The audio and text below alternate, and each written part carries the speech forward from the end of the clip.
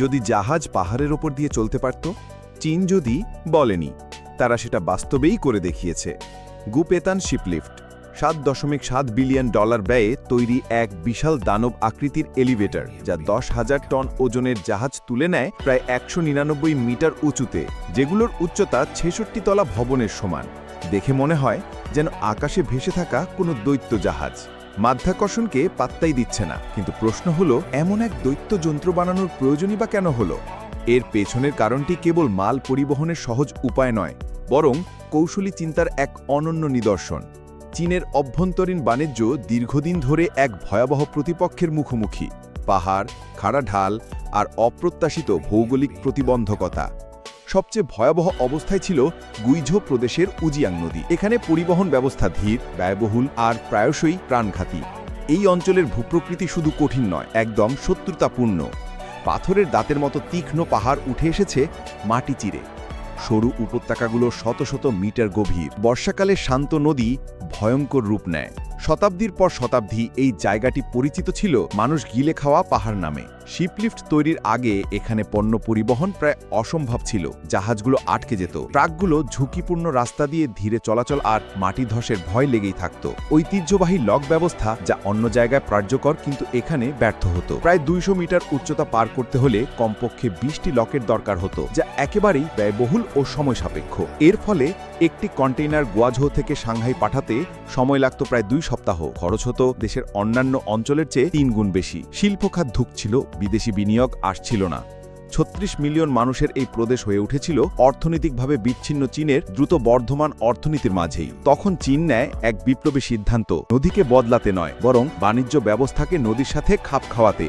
সেখানেই আসে গুপেতান শিপলিফট, একটি যন্ত্র যা 4 দিনের পথকে মাত্র 2.5 ঘন্টায় সংকুচিত করে। ভাবুন তো, একটি ফুটবল মাঠের সমান জাহাজ প্রবেশ করছে ইস্পাতে তৈরি এক বিশাল চেম্বারে।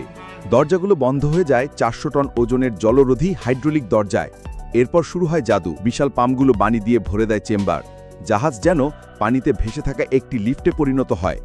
খালি চেম্বারের ওজন 3000 টন, কিন্তু পানি আর পূর্ণ মালবাহী জাহাজসহ তা বেড়ে দাঁড়ায় 11,000 টন। এরপর চেম্বারটি ধীরে ধীরে উঠে যেতে থাকে, এমনভাবে যেন নদী নিজেই তাকে পাহাড়ের ওপরে তুলছে। জাহাজ উঠতে থাকে ওপরে, যা উঁচু হয় স্ট্যাচু অফ লিবার্টি আর পিরামিড অফ গিজার চেয়েও উঁচুতে। চেম্বারের ভেতর থেকে পৃথিবীর নিচে নেমে যাচ্ছে মনে হয়। জানালার ফাঁক দিয়ে নিচের নদী রিবনের মতো।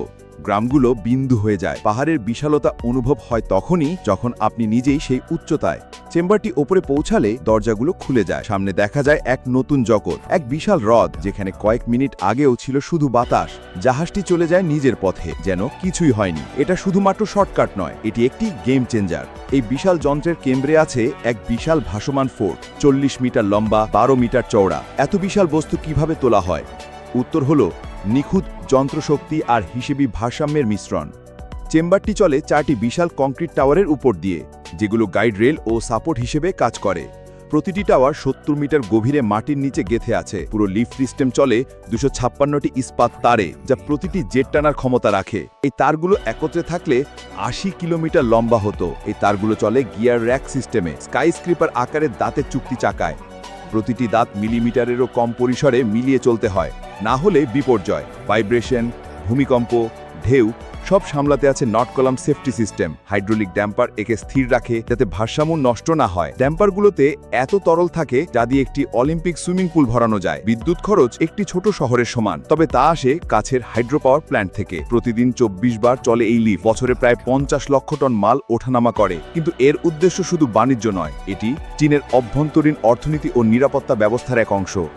গুইঝৌ একসময় অর্থনৈতিকভাবে পিছিয়ে ছিল, এখন তা সংযুক্ত চীনের মূল বাণিজ্য ধমনী ইয়াংজি নদীর সাথে। ফলাফল, শিপিং খরচ 67 ভাগ হ্রাস, শিল্প উৎপাদন 42 ভাগ বৃদ্ধি, বিদেশি বিনিয়োগ 83 ভাগ বৃদ্ধি। এই অঞ্চল এখন হাইটেক পার্ক, রপ্তানি অঞ্চল, সার্ভিস সেন্টারে ভরা। হাজার হাজার কর্মসংস্থান সৃষ্টি হয়েছে, এমনকি পর্যটনও বেড়েছে। মানুষ দেখতে আসে এই ইঞ্জিনিয়ারিং বিস্ময়। কিন্তু সবচেয়ে বড় কথা হলো, এটি চীনের ভবিষ্যৎ নিরাপত্তার অংশ।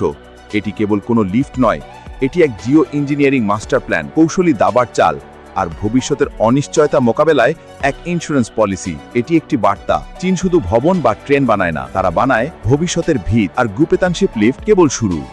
ইতিমধ্যেই চীনের পশ্চিমাঞ্চলে আরও এরকম প্রকল্প শুরু হয়েছে। এই প্রযুক্তি এখন রপ্তানি পণ্য দক্ষিণ ও মধ্য এশিয়া আফ্রিকা পর্যন্ত বিস্তৃত এক অসম্ভব প্রকল্পের জ্ঞান জন্ম দিচ্ছে আরও অনেক কিছুর। চীন যদি এটা পারে তাহলে পরবর্তী পদক্ষেপ কি হতে পারে? আপনার মতামত জানাতে ভুলবেন না। ভালো লেগে থাকলে সাবস্ক্রাইব করুন। ভালো থাকুন, সুস্থ থাকুন। আল্লাহ হাফেজ।